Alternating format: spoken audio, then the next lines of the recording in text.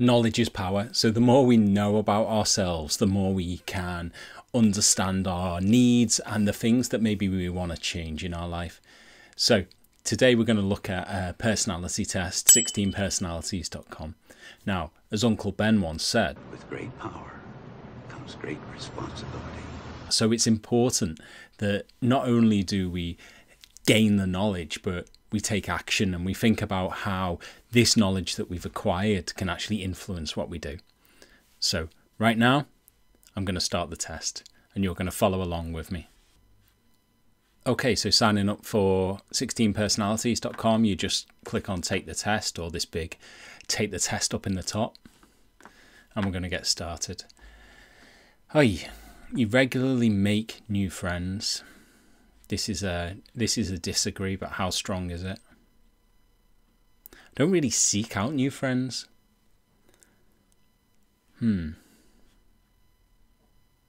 But it's quite easy for me to make new friends.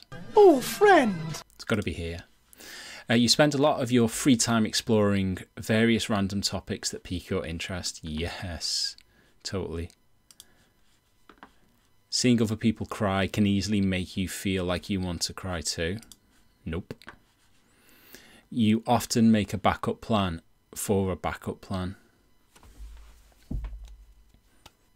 I'm pretty feel that when I come up with a plan and maybe have a backup, that's it. I know one of those two things is gonna work. So I feel that's a disagree.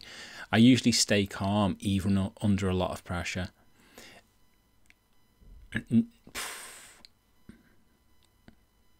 90% of the time I do. If it's work, yeah. If it's personal life, no. So probably here. At social events, you rarely try to introduce yourself to new people and mostly talk to the ones you already know.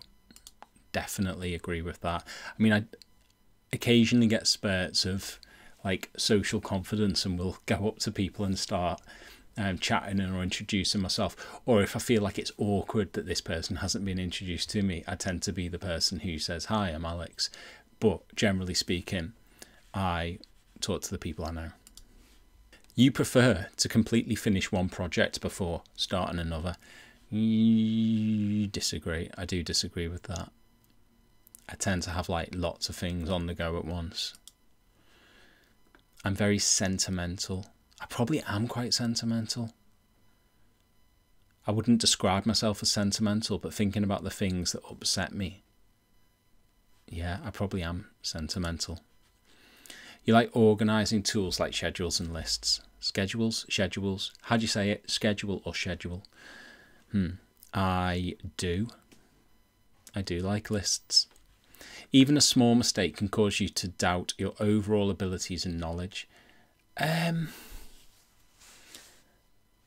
Not really, no. I'm quite confident in those sorts of things. You feel comfortable just walking up to someone you find interesting and striking up a conversation.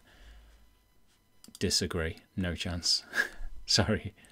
Walk up to me, I'll happily talk to anyone, but I don't tend to approach. You are too interested in discussing various interpretations and analyses of creative works. You are not too interested in discussing various interpretations and analyses of creative works. Disagree. Maybe strongly disagree, actually. I like that. No, just a regular disagree. I'm more inclined to follow my head than my heart. Disagree. You usually prefer just doing what you feel at any given moment instead of planning a particular daily routine. I think people with anxiety will understand this, that a planned routine can make all the difference in terms of coping with the day's events. So I'm very much someone who likes a routine. I feel as I've got older and as I've got to grips with things, I am better at spur of the moment type stuff. It used to be that I couldn't do anything without heavily researching travel time, access to toilets, if there's somewhere to get a snack, whereabouts can I stop en route, all of those sorts of things I needed to know, whereas now I can be a bit more spontaneous. So I feel like this is a disagree, but it's probably not as strong as it used to be. which is why actually it's useful to revisit these things. Instead of planning a day, that's going to be a disagree. I can cope with spontaneity more so. No, actually, not that much. You rarely worry about whether you make a good impression on people you meet. I'm not that bothered about people's impression of me. But I probably do worry sometimes. So I don't want to do this one. I want to commit either way. Rarely worry. Yeah, I don't worry. You enjoy participating in group activities? I do. Which is odd for an introvert perhaps, but you know, I like community. I like doing things together.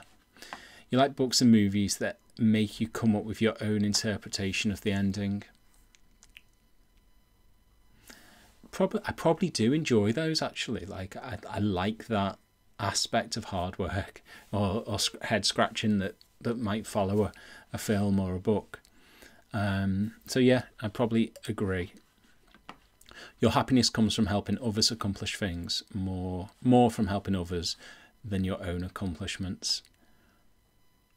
Ooh, yeah, I get a lot of satisfaction from helping others. I've become more, selfish is the wrong word, but I've become more aware of my own goals as I've got older, and I do get satisfaction in meeting them. But I say I'm still leaning towards helping other people over myself. You are interested in so many things that you find it difficult to choose what to do next.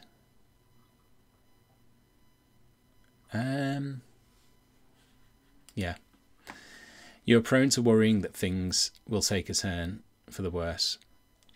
I'm not a pessimist. In fact, I'm probably annoyingly optimistic about a lot of things. But there are certain things in life that do make me worry. Yeah, I think I'm probably still here. I feel like on a superficial level, I'm quite optimistic about stuff and life and work and money and things. I tend to see like the positive outcome, even if that's quite hard to grasp for other people. But there are certain things in life that certainly I do worry about the outcome being negative. I avoid leadership roles in group settings. No.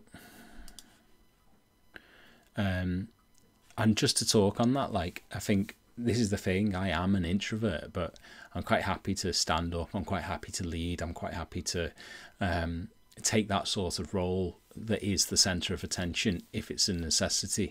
And I've had leadership jobs before. I don't particularly enjoy line management, but in terms of like leading projects, I love it. I'm definitely not an artistic type of person. I disagree with that. I don't know if I strongly disagree, because I'd say there's people who are definitely more artistic than me.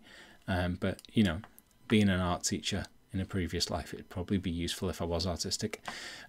You think the world would be a better place if people relied more on rationality and less on their feelings? I agree. Strongly agree. You prefer to do your chores before allowing yourself to relax. But chores... I tend to put that off, really, but I don't know whether I'll relax as well. I know I get a satisfaction from doing the job actually before and then being allowed to relax, so I'm going to put that as an agree. You enjoy watching people argue? Nope. Maybe not there, because drama is sometimes fun. You tend to avoid drawing attention to yourself. Excuse me, everyone. Sex! Now that I have your attention... You don't have our attention. This is a tricky one, because lots of people would say that I like being the centre of attention.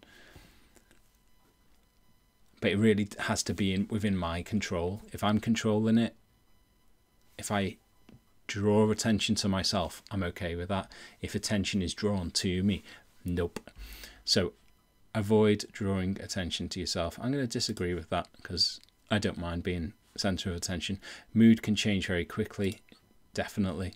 I can have like really great weeks and then something will just happen that sends me into a real slump. You lose patience with people who are not as efficient as you. Yeah, that's a negative trait of mine. I like things to be quite organised and efficient, and when it isn't, it tends to annoy me. There'll be people who say that I'm not efficient in lots of ways, and that's true. But I think like if I'm applying this to work, I like to know what's going on, and I like everyone else to be excellent at the job. You often end up doing things at the last possible moment. Yeah, I do. University, everything. I tend to put off the outcome until the last minute. I do a lot of planning, but yeah, the outcome tends to be neglected. You've always been fascinated by the question of what, if anything, happens after death. Nope. I'm not religious. I'm not really that fussed. I mean, I'm more interested in living. You usually prefer to be around others rather than on your own. Disagree. There's certain people I like to be around, but in general, I like to be on my own, or at least I like a space that is mine, so that I can retreat to it. You become bored or lose interest when the discussion gets highly theoretical. No, disagree. I like that kind of thing. Reminds me of like summers in France, camping and looking up at the stars and kind of hypothesizing around what life might be out there.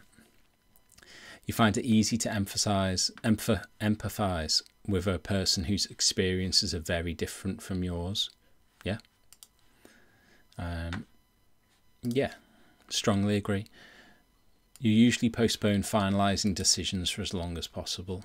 No, I mean, I did say I put things off, but in terms of decisions,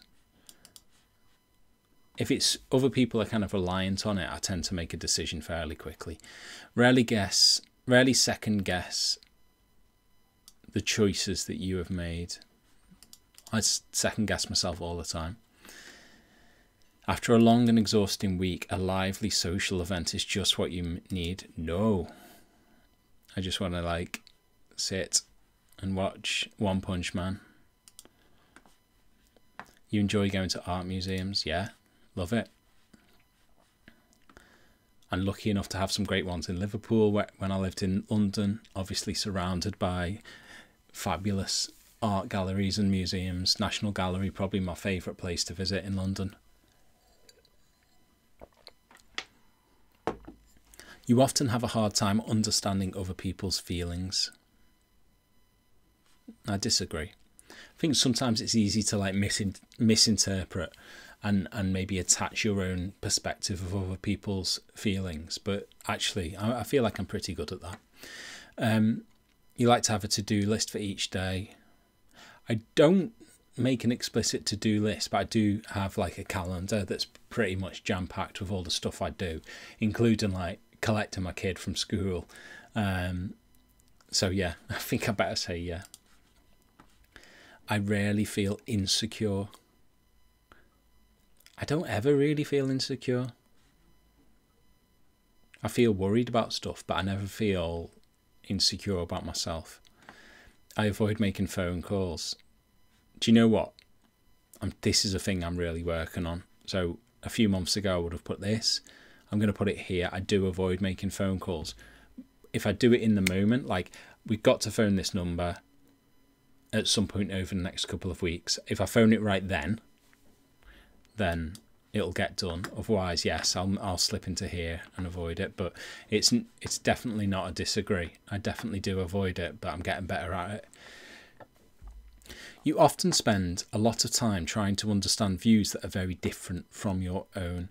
I think I agree there, but not strongly. And I'm just thinking about like political views, people's if people have got conflicting views of like gender and sexuality, I struggle to get into a headspace perhaps where people are prejudiced, I guess.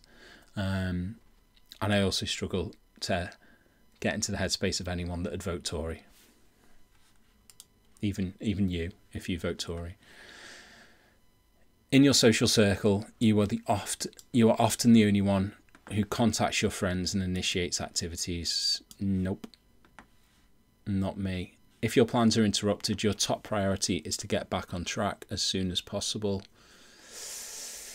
Yeah, probably agree with that. You're still bothered by mistakes that you made a long time ago. Probably, yeah. You rarely contemplate the reasons for human existence or the meaning of life. It doesn't really bother me that much.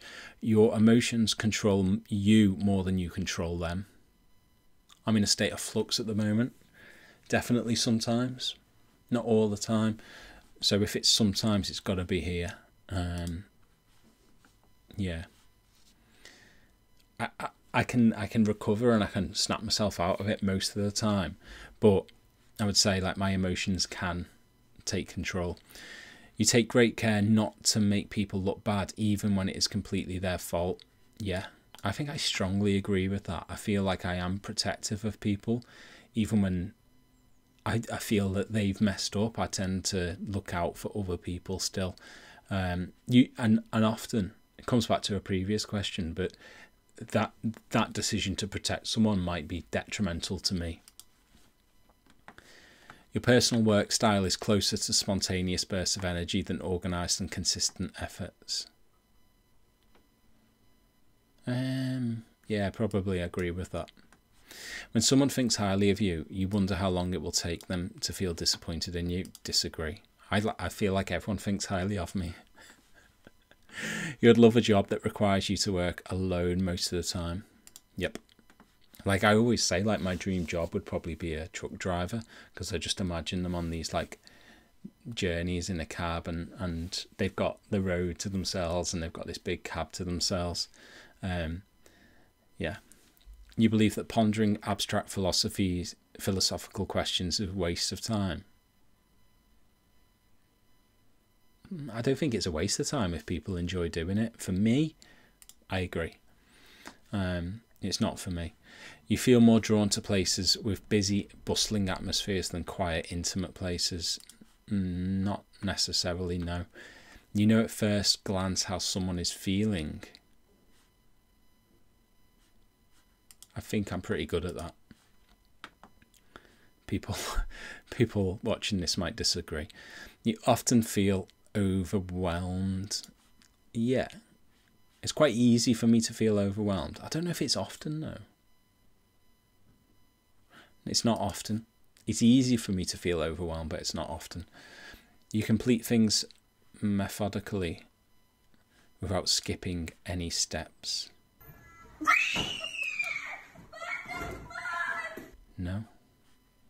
I feel like I skip steps all the time. I feel like I'm one of those people that, you know, like they skip steps and then the repercussions are limited. So they keep skipping steps. I'm very intrigued by things labelled as controversial. Yeah.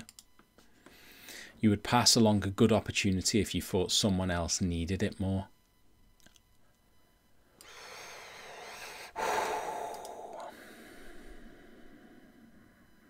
It's difficult. I'm going to say disagree. I think I'm pretty selfish like that. You struggle with deadlines. No, never had a problem with deadlines. You feel confident that things will work out for you pretty much all the time, yes. Pretty much not all the time, but not all the time. Let's see the results. I'm an advocate, so INFJ-A. This trait determines how we interact with our environment. So 71% introverted, not a surprise there. Some of those key questions, I think, led to that, you know, spending time alone, intimate spaces, working alone, all of those questions would have led to that result. But, you know, I've said in previous videos, really, being introverted is about how, like, you recover the energy. It doesn't stop you from doing any function in life. It just means that you recover energy in a different way. Energy this trait shows where we direct our mental energy. So I'm 59% intuitive. I guess it's important to say that I'm also 41% observant, so we'll read more about that in a minute. Nature. This trait determines how we make decisions and cope with emotions. I'm more of a feeler than a thinker, so 50% feeling. Tactics. They're all pretty down the line, aren't they, except introvert. This trait reflects our approach to work, planning and decision making, so slightly biased towards judging rather than prospecting. Okay. Identity. This trait underpins all of us, shows how confident we are in our abilities and decisions, so slightly more assertive than I am, turbulent. But isn't that interesting? Like, they're kind of plus minus, what, 9% I think is the biggest gap. 9%, 6%, 7%, 4%. And then apart from introvert versus extrovert, which is a much bigger. That's my email address. Happily, let's get some advocate tips as well. Shoot me an email if you want. Let's start reading. Strengths and weaknesses. Let's see if this rings true. Creative. Advocate personalities enjoy finding the perfect solution for people they care about. That's definitely me. To do this, they draw on their vivid imagination and their strong sense of compassion. This can make them excellent counsellors and advisors. Yeah, and actually that's the job I do, and also the kind of purpose of the channel. Advocates typically strive to move past appearances and get to the heart of things. Yes, absolutely. This can give them an almost uncanny ability to understand people's true motivations, feelings and needs. Yeah, and that comes from maybe coaching background, and you know, I tend to kind of cut through the chaff and focus on the things that are really important. Principles. People with advocate personality tend to have deeply held beliefs, and their conviction often shines through when they speak or write about subjects that matter to them. Yep, I'd agree, that kind of resonates with my kind of life in education and research and you know, back into education. Advocates can be compelling and inspiring communicators, with their idealism persuading even the hardest of skeptics. Advocates can pursue their ideals with a single-mindedness that often catches others off guard. Their personalities rarely settle for good enough, and their willingness to disrupt the status quo may not please everyone. Yeah, actually that rings true. That said, advocates' passion for their chosen cause is a key aspect of their personality. Yeah, I tend to have be quite driven on a goal and I guess creative in my problem solving, and sometimes that can cause issues. It can cause issues at work, you know, if I'm trying to go and bring people in a new direction. That can cause some conflict sometimes. Altruistic.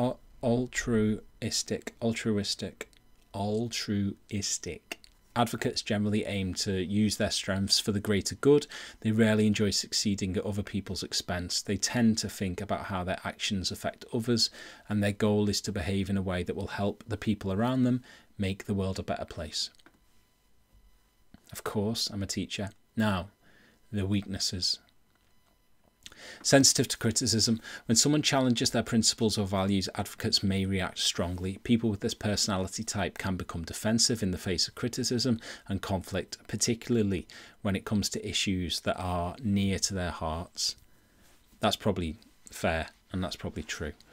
I tend to be able to take what feels like a fair criticism of work where I believe there can be like subjective judgment put on it. So, okay, well, such and such might not agree with the quality of this, or they might query something.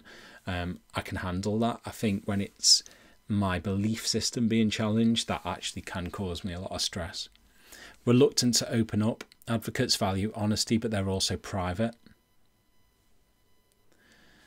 They may find it difficult to open up and be vulnerable about their struggles. This might also be because they think they need to solve their problems on their own, okay, or don't want to burden other people with their issues. Like loads of people tell me this, like when they're chatting to me, they say it's about burden.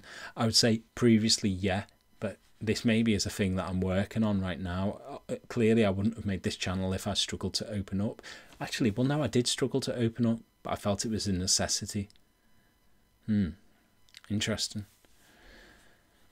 When advocates don't ask for help, they may inadvertently hold themselves back or create distance in relationships. Okay, yeah, that's me. Perfectionist, the advocate personality type is all but defined by idealism. While this is a wonderful quality in many ways, an ideal situation is not always possible. Advocates might find it difficult to appreciate their jobs, living situations, or relationships if they're continually fixating on imperfections and wondering whether they should be looking for something better. Yeah, that's probably me. Yeah, I tend to fixate on the challenge. Yeah, it's not a good trait. Avoiding the ordinary, advocate personalities tend to be motivated by a sense of having greater purpose in life. They might consider it tedious or unnecessary to break their big visions into small manageable steps, but they may be setting themselves up for frustration if they don't turn their dreams into everyday routines and to-do lists. Without these specifics, their goals may never materialize. I don't know if that's me. Do I feel like I've got a bigger purpose in life? I'm going to reflect on that one. Maybe I do. Prone to burnout. Advocates' perfectionism and reserve may leave them with few options for letting off steam. People with this personality type can exhaust themselves if they don't find a way to balance their drive and help others with necessary self-care and rest. Yeah, I probably get burnt out once a month and just need to like switch off and not talk to anyone and sit in my room and, you know, watch Netflix or listen to the radio. Okay, so also in this report, you do get access to things like romantic relationships, friendships, parenthood, so what kind of parent you're going to be, etc. So I'm not going to get into them because I don't think it's necessary, but I'm just going to click on careers paths because I'm intrigued. Okay. So tend to seek career paths that align with values rather than one that offers status and material gain. I was a teacher, so defo. Fortunately, people with this personality are able to find work that suits them in just about any field.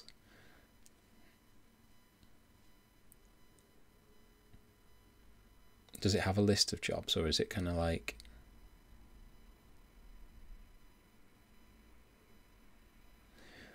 Strong communicators, often drawn to writing books, blogs, stories and screenplays. Music, photography, design and art can all be viable as well. Yeah, that's totally me.